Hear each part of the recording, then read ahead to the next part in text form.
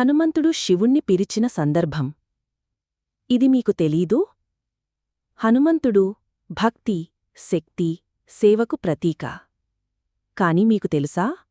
ఒక్కసారి హనుమంతుడు శివుణ్ణి స్వయంగా పిలిచాడు. ఎందుకు? ఎప్పుడు? ఎలా? ఈ కథ వెనుక ఉంది ఒక ఆధ్యాత్మిక రహస్యము. త్రేతాయుగంలో రామాయణం జరుగుతున్న సమయంలో రావణుడిని సంహరించేందుకు రాముడు సన్నద్ధమయ్యాడు. కాని అది ఒక మానవ రూపంలో జరిగిన యుద్ధం. దేవతలు రహస్యంగా సహాయం చేస్తారు. అప్పుడు శివుడు తన కర్మను పూర్ణం చేయడానికి తాను స్వయంగా అంజనాదేవికి పుత్రరూపంలో జన్మిస్తాడు. అదే ఆంజనేయుడు, హనుమంతుడు.